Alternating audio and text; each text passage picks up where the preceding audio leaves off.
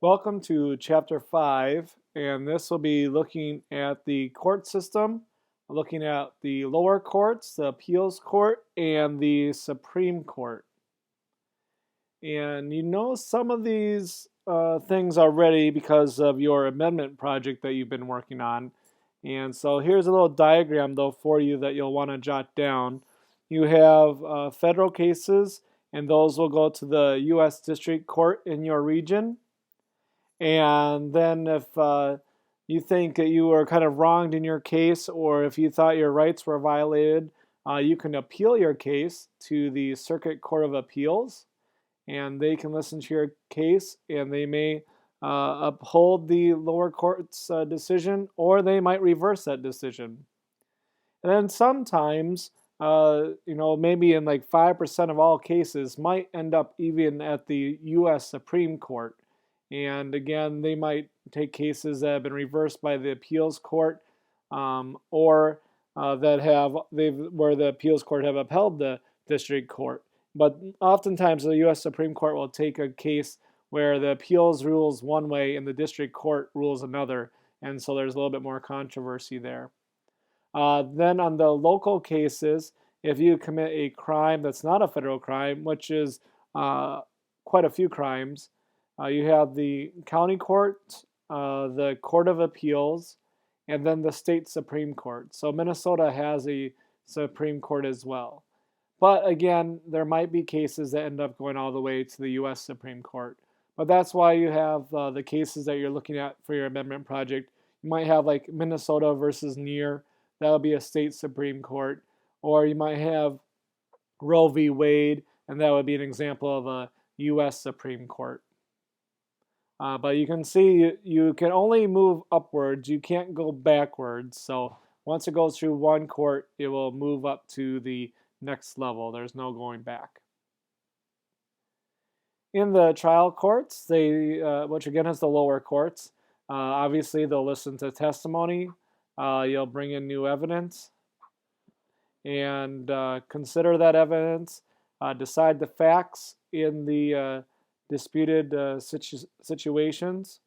And so you might have a judge that does that, or you might have a jury. So you might decide that you're better off having a judge, and some people might decide that they'd rather have a jury listen to those things. The party that brings about the action is the plaintiff, as we talked about in the chapter 1. So the plaintiff is the one that thinks that they have been wronged, and that is just an individual that might sue another person or a company. In criminal court, it is the government. They are the prosecutor. So that would be state or federal that initiates the case and serves as the prosecutor. So plaintiff is only in the civil court, and in criminal court, it's the prosecution. In both criminal and civil, you have the defendant, and so the defendant is in both of them. In the federal trial courts, again, it says they listen to cases that involve federal law, and you can see there you have trial courts, then you have the appeals court and the high court. So again, we're looking at the federal trial court, and the appeals then can move up to the appellate court or the appeals court in that region. Some examples of federal crimes: kidnapping, drug trafficking. Anytime you cross borders between two states, if you killed someone, but then it was you brought the body across state, or if you were bringing drugs or kidnapping, any of those things across state, that would be examples of federal crime. And there was a pretty infamous case, probably 8 years ago now, the Drew Shadeen case. It was on the border of Fargo, so it was kind of Minnesota, North Dakota, and that happened on the border, and that was kind of an important case because if it was tried in Minnesota, he would not be able to get the death penalty. But if it was a federal crime, then he could be sentenced with the death penalty, possibly. And so that was kind of a big issue. The same thing held true for the Washington, D.C. Snipers after 2011. In 2001, those snipers, the Washington D.C. snipers, same thing. They had crossed state borders, and so they could be tried in the federal court. There's just some of our circuits, so you certainly don't need to draw any of these. You can just kind of see which states are lumped together and where their federal court is located.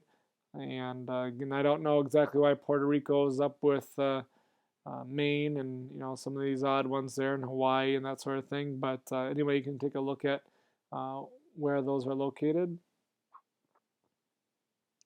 Here's the Minneapolis Federal Courthouse, and I'm not sure if any of you guys have taken a field trip there or not. Miss Casper and myself have been there they had kind of a legal expo day, and we were there, and it was pretty neat. You could go in there, and the attorneys were making closing arguments, and we were able to sit down, basically what looked like church pews, and you sat there, and you could listen to the case that was going on. So pretty interesting that you could do that. Each of the jury members there, they had like a little monitor in front of them so they could see anything that was brought in as evidence. They could see it right in front of them. Or if they wanted to show some clip on the DVD or on the computer, that was also there for them as well. Interestingly enough, the jury system, there were just normal people on there. Some people were sleeping, some people were awake. It was pretty interesting. The trial courts are very similar to the federal trial courts that we just talked about. So it has kind of the same structure of the federal system. You have the trial courts and the appellate, and then the high court. In the appeals court, one party presents the arguments, asking the court to change the decision of the trial court. So obviously you would not appeal your case if you had won.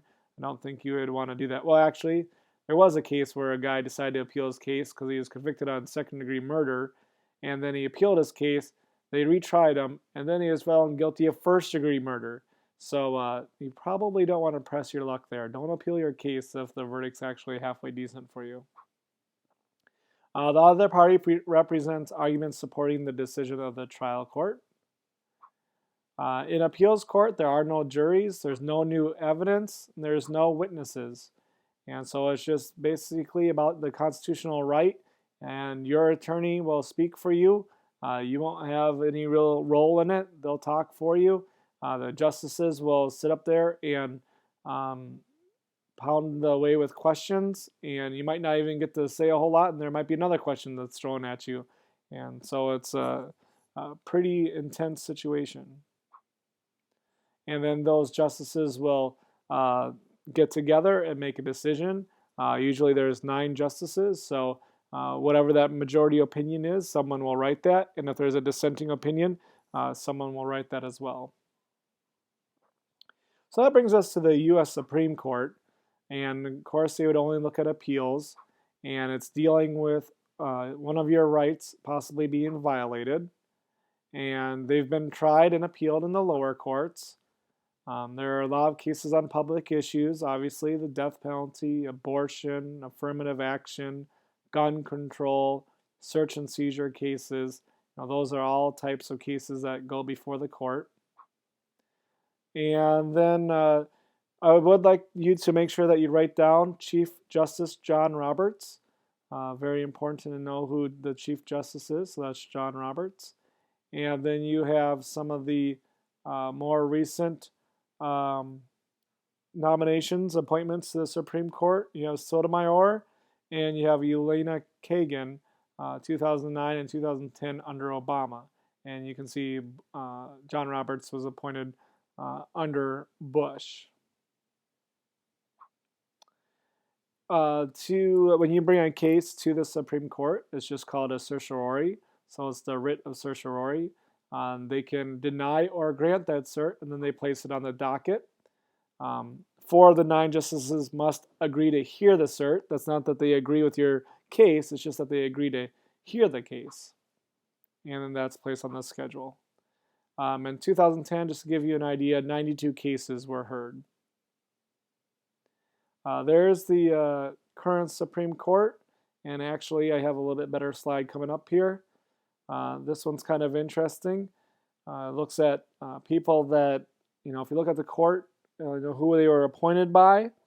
And, that's one thing that's interesting about the Supreme Court is the fact that when someone retires, it depends on who the president is, and they get to appoint the next person. So, like a couple of years ago, when a liberal under Bush had a few years ago, I guess, a liberal retired, Bush nominated or appointed a more conservative person in Chief Justice John Roberts. So all of a sudden, those 5-4 decisions that went one way, liberal, now those 5-4 decisions were going to be more conservative.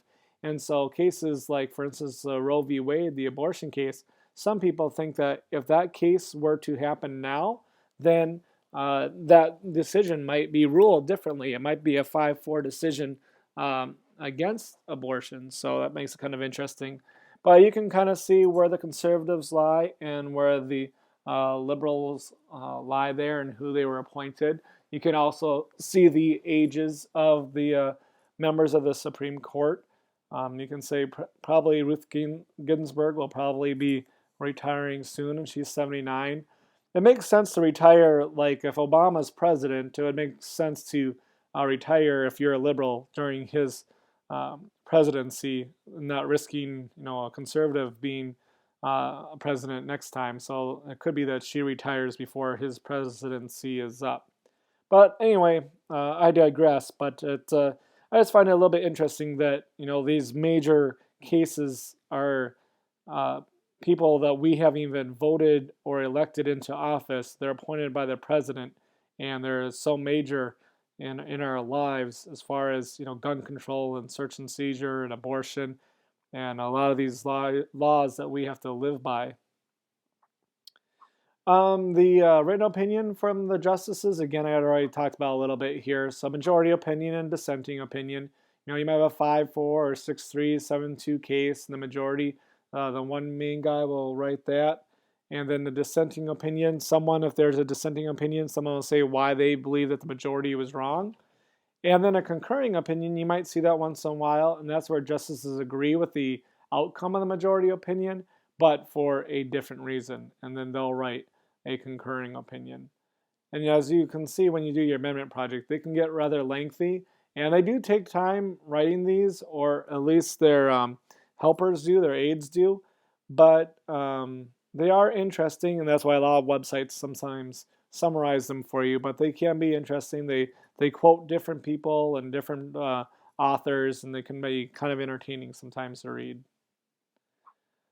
In case of conflict, the Constitution is the supreme law of the land. Everyone needs to follow it, even the president. Even Nixon had to follow it, even though he believed he shouldn't have to. 4 ways that the Constitution is flexible.